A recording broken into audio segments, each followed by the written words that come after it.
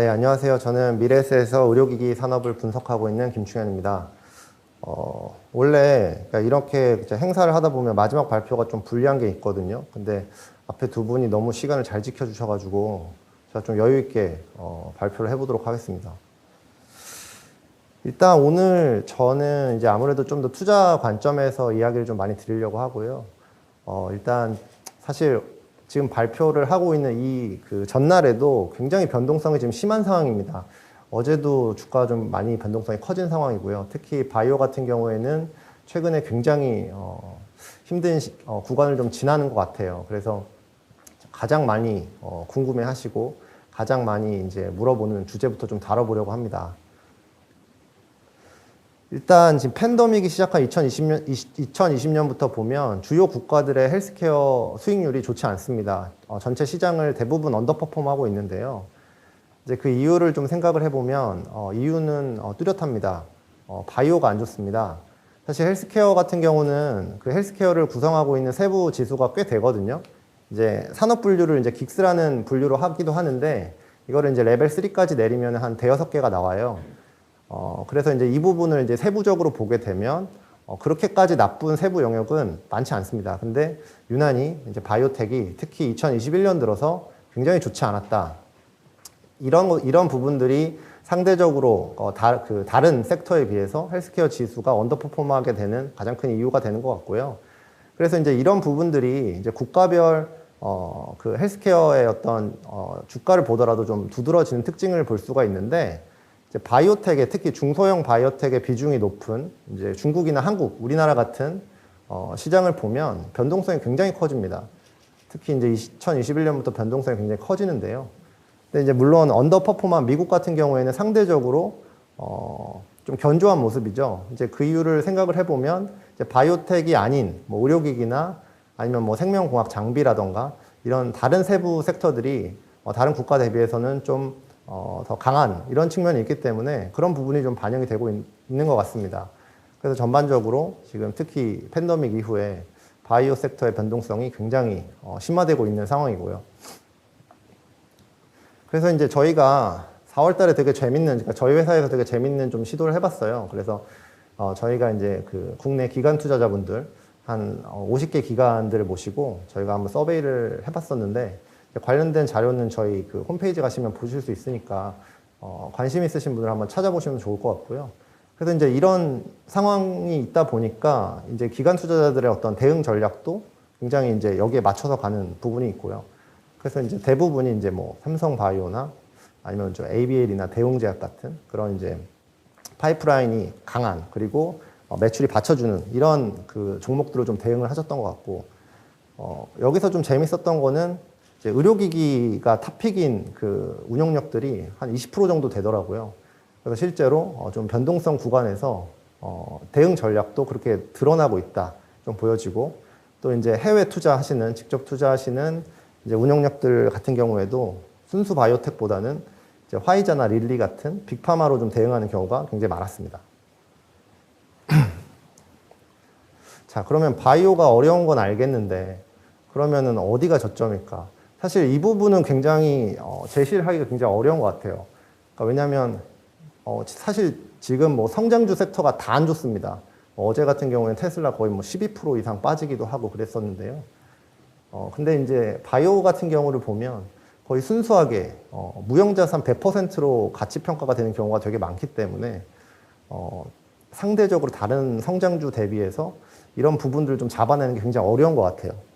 그렇지만 이제 저희가 좀 말씀드릴 수 있는 부분은 이제 언제가 저점이냐 이 부분을 정확하게 말씀드리면 가장 좋겠지만 이제 그 부분은 현실적으로 말씀드리기가 좀 어렵고 그래도 시장에서 저점은 좀 다가오고 있다. 저희는 그렇게 좀 판단을 하고 있고요. 일단은 체감적으로 지금 시장에 있다 보면 주가가 계속 빠진다는 느낌을 지금 받기 쉽습니다. 근데 이제 저희가 말씀드릴 수 있는 거는 현재 밸류에이션 자체도 절대적으로도 지금 저점 수준이 맞다라는 말씀 좀 드리고 싶고요. 이제 저희가 다양한 지표들을 좀 보려고 노력을 하는데 이제 무형자산을 가지고 밸류에이션을 하다 보면 사실 뭐 PSR이나 PER 같은 지표를 사용할 수가 없습니다.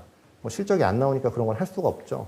그래서 이제 저희가 보는 지표가 이제 가지고 있는 캐시 대비해서 이제 순부채까지, 시가총액의 순부채까지 합친 이제 기업 가치라는 개념을 나눈 값을, 그러니까 EB 나누기 캐시, 이걸 좀 보고 있는데, 이 비율이 대부분 주요 국가에서 다 지금 저점을 기록하고 있어요. 그래서 상대적으로도 지금 저점은 맞다. 그러니까 절대적 수준에서도 밸류에이션이 저점 지표상으로도 좀 드러나는 것 같고요. 그리고 이제 시장 참여자들의 생각도, 이 부분도 사실 참여자들의 생각도 무시할 수 없는 부분이죠. 그래서 저희가 이제 조사했던 결과에 의하면 실제로 거의 대부분의 운용력들이 지금 수준은 바닥이다. 그래서 절대적인 수준의 밸류에이션도 저점이고, 시장 참여자들도 이 정도면 바닥이 아니냐라는 의견들이 계속 공유는 되고 있는 것 같습니다. 그리고 이제 저희가 생각하는 가장 중요한 부분이 이제 이 부분인데요. 지금 보면 그 글로벌 빅파마들의 현금성 자산이 그 역대 최고 수준으로 올라가 있어요. 그래서 2021년을 보면 과거 10년 동안 수준에서 가장 높거든요. 근데 이제 저희는 이 자금이 어떤 방식으로든 시장에 이제 나오게 될 거라고 좀 보고 있고요. 이제 그 이유를 생각을 해보면 사실 지금 바이오 산업을 이끌어가는 가장 중요한 어떤 그 메가 트렌드라고 보면 이제 주요 의약품의 특허 만료입니다. 그러니까 보면 세계에서 가장 많이 팔리는 의약품 30개 중에 22개가 향후 5년 안에 특허가 만료가 됩니다. 그러면 이 부분에 대한 특허 공백이 매출 공백이 생길 수밖에 없거든요. 그러면 이런 의약품을 보유하고 있는 빅파마들이 이 문제를 어떻게 타개하려고 하느냐를 보면 이제 자체적으로 자체 개발을 통해서 해소하기보다는 이제 오픈 이노베이션 형태로 풀어가려는 그런 움직임이 굉장히 최근 들어서 많아지고 있습니다. 그러면 이런 기조는 사실 변하지 않았거든요. 그런데 이제 코로나로 인해서 이제 현금성 자산은 쌓여 있고, 그러면 어떤 방식이든 간에 이 돈은 시장에 나올 수밖에 없다. 저희는 좀 그렇게 보고 있습니다. 그래서 전반적으로는 이 세 가지를 들었을 때 굉장히 어려운 시장 환경이지만 그래도 바닥은 좀 다가오고 있지 않나. 저희는 좀 그렇게 보고 있습니다. 그러면 여기서 이제 그러면 어디가 또 바닥이고 어떤 종목을 접근해야 되냐. 사실 오늘 제가 본격적으로 말씀드리려고 하는 건 이제 그런 얘기들은 아니고요. 제가 이제 소주제로도 달아놨지만, 이제 저점을 찾는 것도 좋지만, 이제 투자 관점에서 조금 시야를 넓혀보는 방식은 어떨까라고 한번 역발상을 해보는 겁니다. 이게 어떤 의미냐면, 사실 이제 제가 서두에도 보여드렸지만, 지금 헬스케어 지수가 대부분 언더퍼폼을 하고 있는데, 바이오가 안 좋은 거지, 다른 이제 세부 섹터가 안 좋은 건 아니거든요. 그러면 여기서 이제 두 가지 방법이 있겠죠. 이제 많이 빠진 바이오에서 반등을 할 수 있는 기회를 찾는 방법도 분명히 있을 거고요. 하지만 우리가 바이오에 이제 쏠린 시선을 분산해 볼 필요도 있다는 겁니다. 다른 쪽으로 분산하는 것도 굉장히 좋은 전략이라고 생각을 하고요. 그래서 이제 저 같은 경우는 이제 세 가지 정도를 좀 말씀드릴 수 있을 것 같은데, 일단 첫 번째는, 그러니까 이 상황에서도, 그러니까 이렇게 변동성이 큰 상황에서도 주가가 견조한 세부 영역들이 있어요. 그래서 해자가 깊으면서 변동성이 적은, 그러니까 바이오가 아닌 헬스케어에도 관심을 갖는 건 굉장히 좋은 전략일 수 있다는 말씀을 드리고요. 첫 번째로 말씀을 드리는 게, 그러니까 바이오텍 같은 경우에는 실제로 임상 시험을, 그러니까 파이프라인 개발을 수행하기 때문에 임상 성공과 실패라는 리스크에 노출이 되어 있습니다. 하지만 이들이 임상을 계속해서 진행이 된다고 하면 그 뒤에서 후방 업체들은 사실 수혜를 받을 수밖에 없거든요. 그러니까 임상 시험이 계속 진행된다라고 하면 임상 시험의 성공과 실패와 관계없는 그런 산업이 있습니다. 그게 바로 CRO나 CDMO 같은 사업이겠죠. 이제 그런 식으로 바이오텍에, 그러니까 임상을 진행하는 바이오텍에 직접 투자하는 방식도 있지만 그들을 지원해주는 후방 산업에 투자하는 것도 굉장히 좋은 방법이고, 실제로 그런 업체들이 팬데믹 상황에서도 주가도 굉장히 견조했다. 그래서 어떻게 보면 이제 최근에 ETF 같은 얘기도 많이 하는데, 생명공학 도구나 장비 이런 후방 산업 같은 경우에는 어떻게 보면 바이오텍의 그 산업에 투자하는 효과를 누릴 수가 있거든요. 그래서 이런 것도 하나의 방법이 될 수가 있고, 두 번째는 최근에는 좀 변동성이 역시 커지고 있는 기업입니다만 계속해서 그 신고가를 경신하는 기업이 있어요. 이제 이게 유나이티드 헬스 그룹이라고 하는 미국의 이제 의료 복합 기업인데요.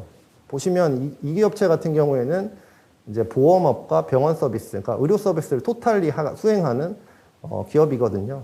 그래서 이제 이런 기업들 같은 경우에도 관심을 가져보시면, 그러니까 바이오가 당연히 이제 우리나라에서 관심이 가장 큰 영역이지만 이렇게 눈을 조금 돌려보면 충분히 어려운 상황에서도 투자 기회가 있다. 이렇게 말씀드리고, 두 번째는 최근에 이제 우리나라에서 많이 주목을 받는 세부 섹터일 것 같은데, 이제 특히 의료기기, 국내에서는 이렇게 바이오가 안 좋을 때는 의료기기가 굉장히 좋은 대안이 될 수 있다는 말씀을 좀 드려볼 수 있을 것 같은데요.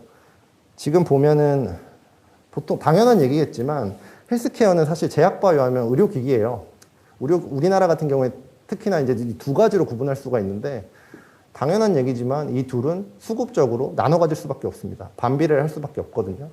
그러니까 반대로 얘기하면 제약바이오가 수급이 빠지면 그 수급이 의료기기로 몰리게 되고요.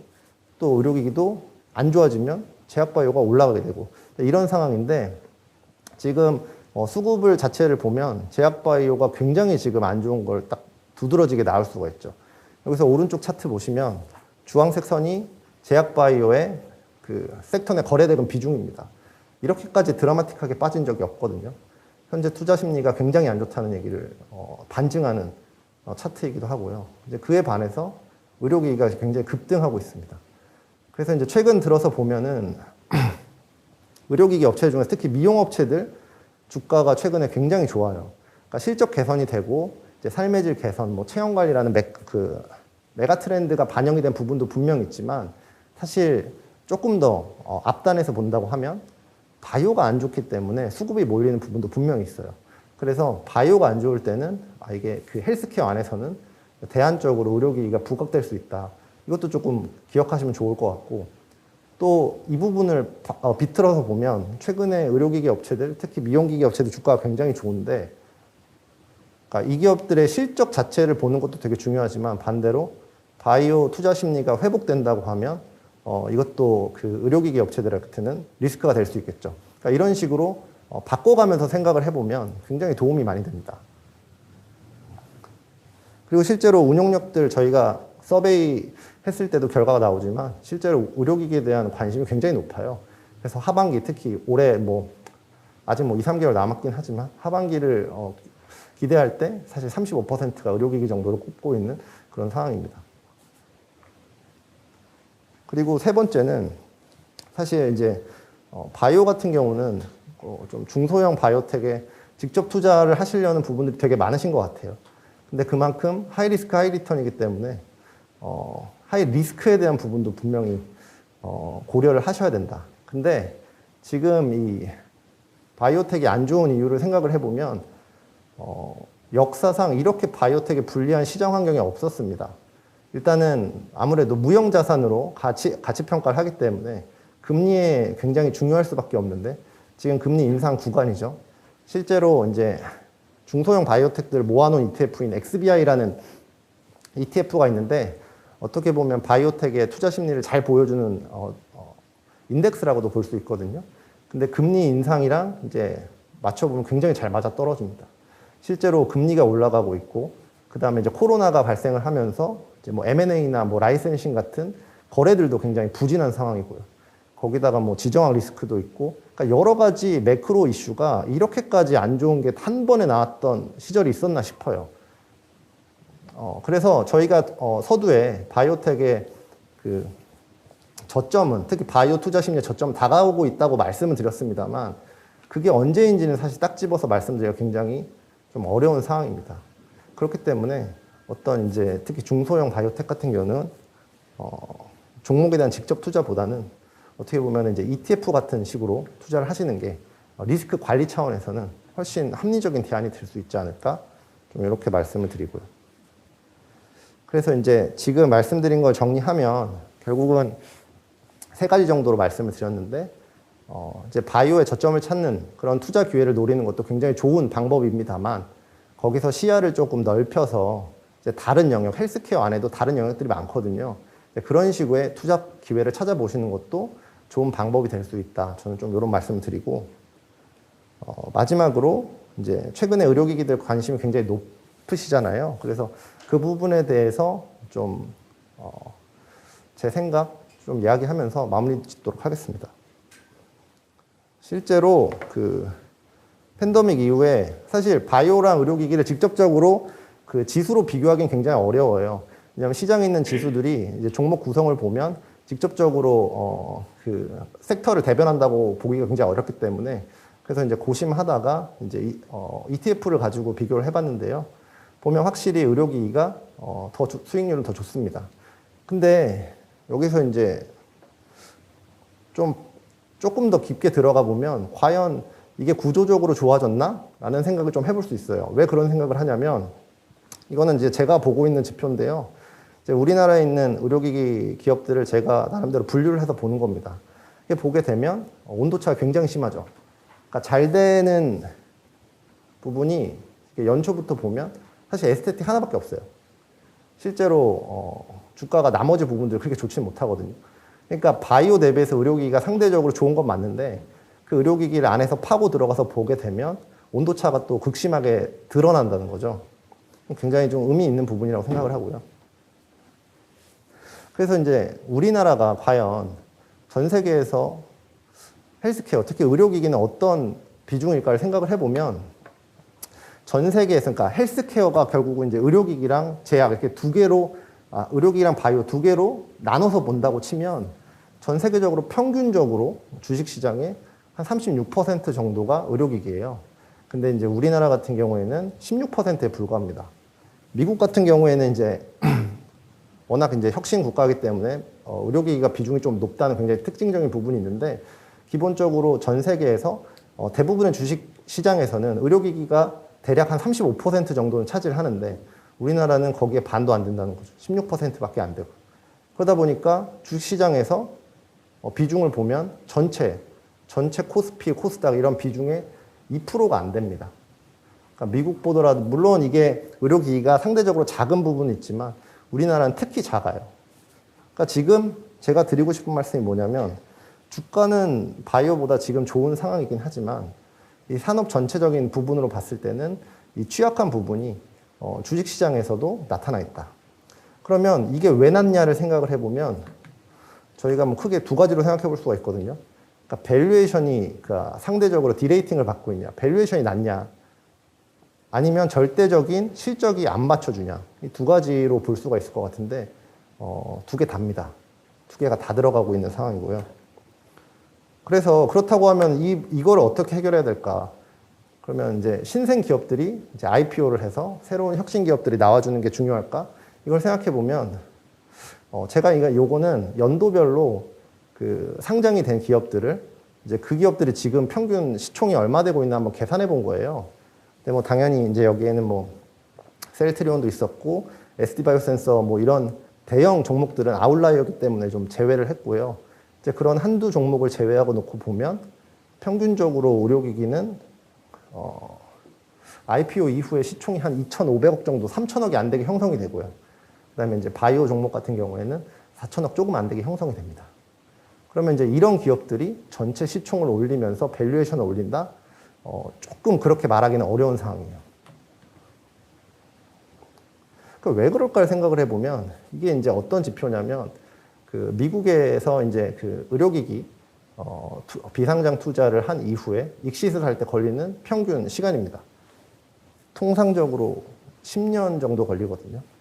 근데 이제 우리나라 같은 경우에는 최근에 이제 기술 특례 제도나 이런 부분 때문에 좀 더 이제 성숙한 단계에서 나오는 게 아니라 그러니까 성장해야 되는 단계에서 이제 그러니까 성숙을 충분히 하지 못한 채 나오는 경우가 많다는 거죠. 그러다 보니까 이제 혁신성을 갖고 있는 기업임에는 분명하지만 시장에 나왔을 때 충분한 가치를 평가를 받지 못하는 상황이 반복이 되는 겁니다. 그러다 보니까 이제 연도별로 많은 기업들이 상장은 되고 있지만 평균적으로 3천억에서 4천억 사이를 넘어서지를 못해요. 그러면 기본적으로 IPO를 통해서 혁신성을 이제 시장에 준다는 거는 좋은 전략이긴 하지만 단기적으로 어떤 성과를 내기에는 조금 시간이 더 필요하다. 저는 좀 그렇게 보고 있고요. 이제 그런 측면에서 제가 이제 많이 의료기기에서 참고를 하는 시장이 옆에 있는 바이오 시장입니다. 그러니까 바이오는 레벨업을 해냈어요. 근데 그 바이오가 레벨업을 어떻게 했냐? 역사를 거슬러 올라가 보면 그 역사가 길지 않습니다. 우리가 보통 그 원년을 꼽는 시점이 2015년이거든요. 근데 이제 2015년에 무슨 일이 있었냐? 이제 한미약품이 연속으로 기술 이전을 해내면서 이제 무형자산에 대한 가치를 평가받기 시작을 했죠. 그러면서 이제 CDMO 사업이 나오고 바이오시밀러 사업이 나오고 이러면서 이제 전체적인 그 제약에 대한 가치 평가가 올라가는 그림이 나왔는데요. 그러니까 이 사건이 일어나면서 제약 시장이 달라졌다. 그렇게 보시는 게 맞을 것 같습니다. 그러면 이러한 사건들이 의료기기에서도 일어날 수 있을까? 제가 보고 있는 거는 그러한 트리거를 좀 찾아보고 있고요. 저는 그 트리거로서 M&A가 답이 될 수 있다라고 보고 있습니다. 일단 기본적으로 M&A는 대부분의 대형 바이오, 의료기기 회사들의 성장 전략이고요. 이제 그거를 가장 잘 나타내는 이제 부분이 이제 우리나라 같은 경우에 치과나 미용 시장이 굉장히 강하잖아요. 그래서 글로벌에서 가장 선도 그 치과 회사인 스트라우만이라는 회사의 그 매출 추이입니다. 근데 이 회사 같은 경우에는 2007년에서 한 2014년까지는 보시면 아시겠지만 매출이 정체돼 있어요. 근데 2015년부터 매출이 굉장히 드라마틱하게 올라가거든요. 그때부터 이 회사의 밸류에이션이 달라집니다. 원래 이 회사 밸류에이션이 그 PER 기준으로 30배가 안 되던 회사였는데 15년 이후로 고속 성장을 하면서 밸류에이션이 40배 이상으로 올라가기 시작했어요. 그럼 뭐가 이 회사를 이렇게 바꿔놨냐? 이 회사의 경영 전략이 바뀌었습니다. 이때부터 공격적인 M&A와 JV 전략을 적극적으로 하기 시작을 했거든요. 이제 그러면서 굉장히 그 높은 그 기업 가치를 받기 시작을 한 겁니다. 그래서 물론 M&A가 무슨 승자의 저주라는 것도 있고 이 답은 될 수는 없지만 이제 그 시장에서 완전히 레벨업을 하기 위해선 우리나라도 이제는 이런 전략들이 좀 고민을 해볼 시기가 아닌가 좀 그렇게 보고 있고요. 그러면 여기서 생각해 볼 수 있는 것이 그러면은 M&A가 중요한 건 알겠는데 그게 가능하냐? 사실 이건 별개의 문제거든요. 근데 저는 작년부터 이제 그 시장을 보면서 우리나라도 충분히 할 수 있다. 이 생각을 좀 많이 느끼고 있는데 그게 뭐냐면 이게 최근에 이제 진단업체들이 굉장히 부각이 많이 되고 있잖아요. 근데 이제 그 진단업체 중에 하나가 작년에 그 8조짜리 딜을 하면서 글로벌 7위로 올라섰습니다. 그게 퀴델이라는 회사인데요. 근데 그 8조의 딜을 잘 뜯어보면 실제로 현금은 거의 2조도 안 썼어요. 근데 그 회사가 가지고 있는 그 당시 보유 현금이 한 7억 달러도 안 됐습니다. 그러니까 7억 달러도 안 되는, 그러니까 6억 달러도 안 되는 그 금액 가지고 8조짜리 딜을 만든 거예요. 그러니까 금융 기법을 활용하면 충분히 가능하다는 건데 우리나라 기업을 보면 실제로 지금 그 정도 현금을 보유한 기업들이 등장을 하고 있고요. 그리고 뭐 8조까지 딜을 가진 않더라도 충분히 그 아래에서 기업 가치를 올려줄 수 있는 기업을 찾는다고 하면 충분히 가능한 상황이 왔다. 우리나라 기업들도 이제 과거 대비해서 체력이 많이 좋아졌기 때문에 충분히 이런 것들을 시도해 볼 수 있는 상황이라고 생각을 하고요. 그리고 이런 M&A가 굉장히 중요한 게 최근에 특히 디지털 헬스에 대한 얘기들을 되게 많이 하시는데 실제로 이게 글로벌 디지털 헬스에 대한 비상장 투자에서 투자 회수가 일어나는 방식입니다. 압도적으로 뭐가 많냐면 M&A예요. 그러니까 디지털 헬스 같은 경우도 IPO로 익시트하는 케이스는 굉장히 적습니다. 특히 이제 최근에 시장 상황이 어려워지니까 거의 없죠. 그래서 최근에 들어가고 있는 이런 신기술, 혁신 기술에 대한 투자가 활성화되기 위해서도 이런 M&A 시장이 열리는 거 굉장히 중요한 것 같고 그리고 뭐 아까 그 전 발표에서도 말씀을 주셨지만 기술특례 제도가 올해 좀 개선돼 바뀔 가능성이 있습니다. 그렇게 되면 IPO 환경이 좀 더 어려워질 가능성이 있거든요. 그런 걸 위해서라도 M&A 시장은 앞으로 우리나라 의료기기가 더 커지기 위한 하나의 퍼즐이 되지 않을까. 일단 그렇게 좀 보고 있고요. 그래서 특히 이제 진단회사들 같은 경우에는 상위 진단회사들은 최근에 코로나 특수로 돈을 굉장히 많이 벌었죠. 근데 뭐 당연히 지금 저희가 사회적 거리두기도 이제 끝나가는 상황이지만 좀 냉정하게 생각했을 때는 팬데믹은 앞으로도 한 번 정도는 더 앞으로도 올 가능성이 굉장히 많습니다. 그때를 대비하기 위한 기술이나 기업들을 보유하고 있는 게 중요한 것 같아요. 근데 이제 이 기업 보면 이제 세계적인 진단 회사들인데요. 그 회사들이 이제 PCR, 현장 진단 PCR 장비들을 2015년, 14년, 15년 요 사이에 굉장히 공격적으로 M&A를 했었거든요. 그런데 그 기업들이 팬데믹 기간에 굉장히 효자가 됐죠. 네. 이러한 준비들을 할 필요가 있고 그러한 준비들을 할 우리나라 기업들도 이제 체력이 충분히 된다. 좀 이런 말씀 드려보고 싶습니다. 그래서 뭐 M&A가 좀 마지막으로 좀 강조하고 싶은 거는 M&A가 꼭 답이다. 이걸 하면 무조건 된다. 이런 말씀을 드리는 건 아니에요. 근데 지금 수준에서 이제 한 단계 레벨업을 하기 위해서는 글로벌 스탠다드나 아니면 이제 다른 케이스를 봤을 때도 충분히 필요한 상황이고, 그리고 우리나라 기업들을 봤을 때도 그걸 할 수 있을 정도의 이제 체력이 되는 기업들이 나타나고 있다는 겁니다. 그래서 좀 이렇게 정리를 하면 좋을 것 같고요. 그래서 오늘 뭐 여러 가지 말씀을 드렸는데 기본적으로 정리를 하면 이제 바이오에 대한 투심이 굉장히 악화되는 상황입니다만 이제 그 부분에 대해서 투자 기회를 찾는 것도 좋지만 좀 더 시야를 넓히는 그런 투자 전략을 세우시는 것도 중요할 것 같고요. 그리고 이제 의료기기 산업에서 한 단계 우리나라 산업이 더 발전하기 위해서는 이제 M&A 전략이 중요한 시기가 오고 있다. 그렇게 생각을 하고 있습니다. 이상으로 제가 준비한 내용은 다 말씀을 드렸고요. 들어주셔서 감사합니다.